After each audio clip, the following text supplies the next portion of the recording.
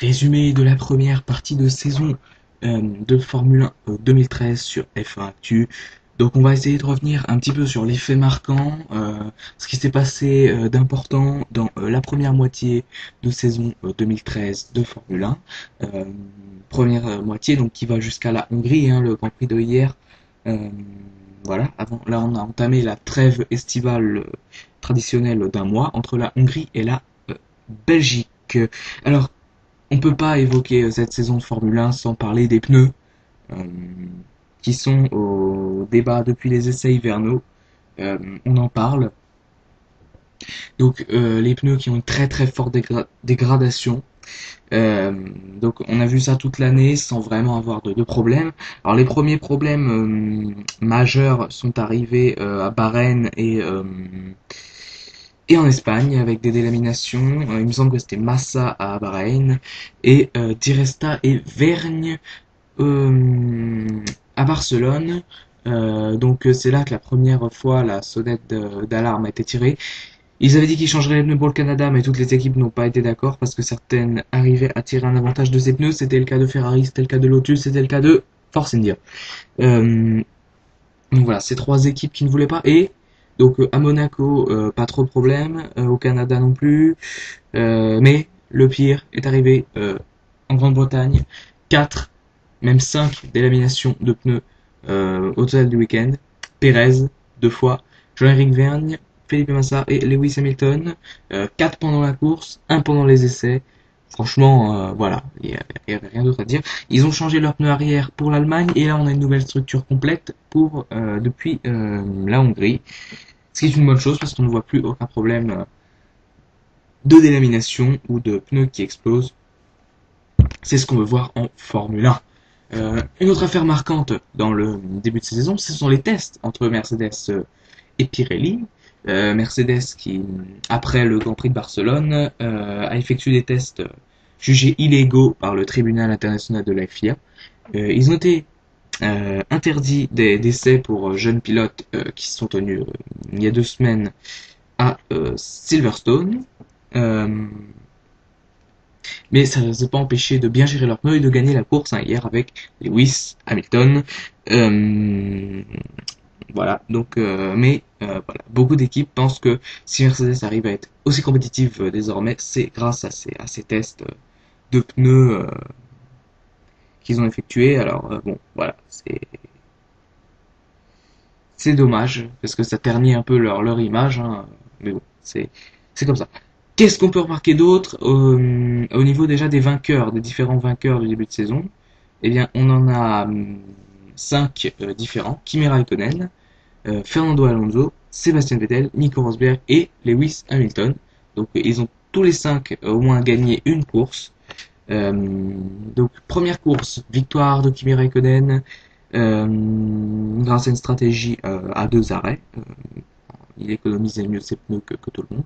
Deuxième Grand Prix, victoire de Vettel, controversé hein, avec son coéquipier par rapport à son coéquipier Mark Webber, qui à mon goût méritait la victoire. Mais bon, voilà, c'est Vettel qui a franchi la ligne en premier, pas de discussion possible. Troisième Grand Prix en Chine, Alonso. Quatrième Grand Prix à Bahreïn, Vettel. Cinquième Grand Prix à Barcelone, Alonso. Sixième Grand Prix à Monaco, Rosberg. Septième Grand Prix au Canada, Vettel. Huitième Grand Prix de Grande-Bretagne, encore Nico Rosberg. Neuvième Grand Prix d'Allemagne, Sébastien Vettel qui remporte son premier Grand Prix à domicile.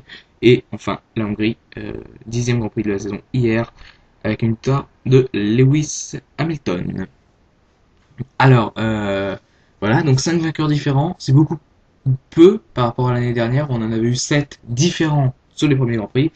Alors bon, euh, il y avait eu des prétendants évidents, Vettel, Alonso, Weber, Hamilton, Button, et on avait aussi eu la surprise de Pastor Maldonado qui avait gagné le Grand Prix d'Espagne l'année dernière. Voilà, donc c'est ce qu'on peut retenir voilà, du début de saison, c'est qu'on n'a pas énormément de vainqueurs différents, mais voilà, ça suffit quand même faire un championnat à se disputer. On remarque que ici Vettel s'en va de la Hongrie avec une confortable avance sur Kimi Räikkönen, il me semble aux alentours de 40 points d'avance, qui est tout à fait rattrapable. Hein. On avait vu que Alonso, à la même période l'année dernière, possédait 40 points d'avance sur Sébastien Vettel et même sur Mark Webber à cette époque-là. Vettel n'était que troisième du classement général et pourtant c'est Vettel qui a été sacré champion du monde au Brésil. Hein. Donc tout reste encore possible.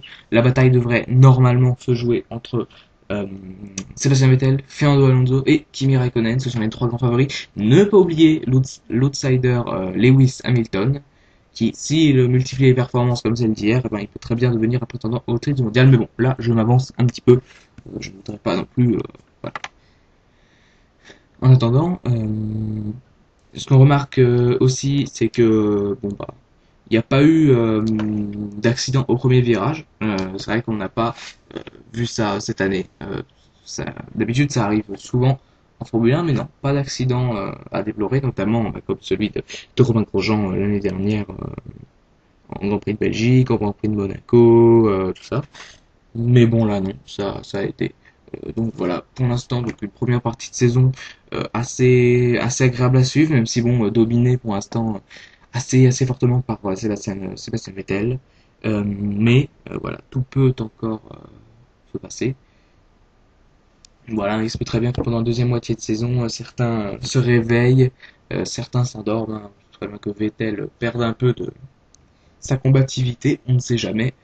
Même si je vois mal Vettel perdre d'un coup comme ça sa combativité, je le vois pas se fatiguer comme Alonso l'année dernière. Mais pourquoi pas Raikkonen, hein, enfin, tout est encore possible.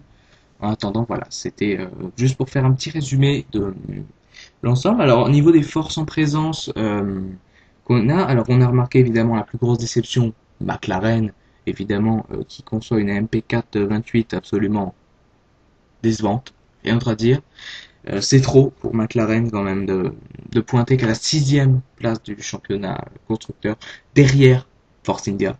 Euh, voilà, on voit clairement que désormais dans le championnat, il y a ceux qui se battent pour la cinquième place et ceux qui se battent pour la première place. Donc ceux qui se battent pour la première place, c'est tout simplement Red Bull, Ferrari, Mercedes et Lotus naturellement. Mais pour la cinquième place, on retrouve McLaren, Force India, Toro Rosso, Sauber, même si je vois mal le Sauber et Williams qui ont chacun respectivement 7 points et 1 point au compteur, je vois mal revenir à la trentaine de points acquise par McLaren et Force India.